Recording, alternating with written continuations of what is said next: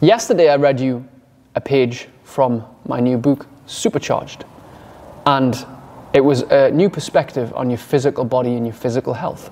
Today I'm going to read you one page on a new perspective on your mental health. It's worth repeating, there's nothing more than you feeling good.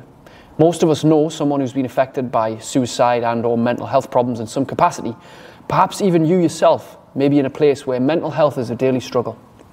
And for many years, the anxiety I created inside my own mind was a challenging place to be.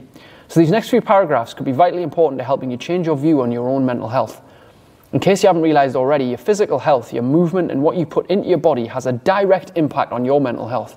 The whole movement is medicine philosophy has helped me and many people I know get out of their own heads and into their bodies, which is hugely powerful for impacting mental health in a positive way.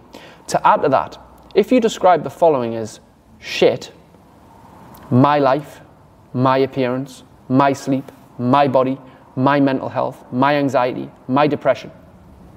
Consider this when it comes to your mental health.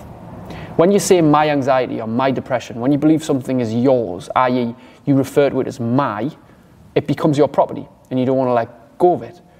You may not realize this, but your anxiety, your body, your life become part of your identity and the person you truly believe you are. And to drop or change the person you believe you are would mean you might not know yourself and create uncertainty about your identity. This is something we always unconsciously want to avoid. So I'd further urge you to consider that having a significant problem of yours gives you something certain. Even if that problem is shit, crap, or rubbish, it actually keeps you safe with a level of certainty. I mean, imagine if you didn't have anxiety. You might not know what to do. Imagine if your body was in great shape, you'd be scared that you'd lose it. And people may judge you and say, I knew you couldn't keep that up. Or others may say to you, you've changed. And then not want to hang around with you anymore. So at least for you, being in a place where you're sure where you are keeps you able to handle it. What I'm saying here may be very new to you, or indeed a completely new perspective on what you perceive to be shit in your life. Because I understand how our mental health gets so harshly judged by ourselves.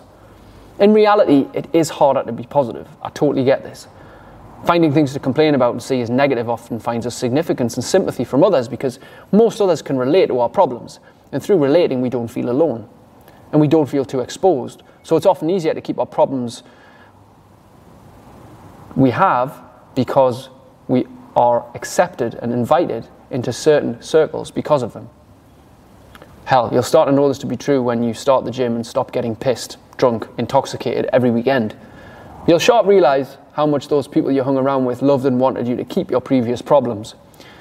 When you're doing well, most can't relate. And sometimes you experience what many call rejection. So I just get you to consider now whether holding on too tightly to what is shit in your life and what you feel is your problem is actually keeping you from feeling certain and therefore stuck in your ways. An alternative could be to consider maybe it's time to let go of those tightly held beliefs about what's yours and start focusing on the solutions to getting rid of those issues and upgrading your identity to become someone you've always wanted to become. We'll talk more about this as we go on. There's the second page of 5. New perspective on mental health from our second book, Supercharged, which will be out this year, 2021. I'll see you on the next one.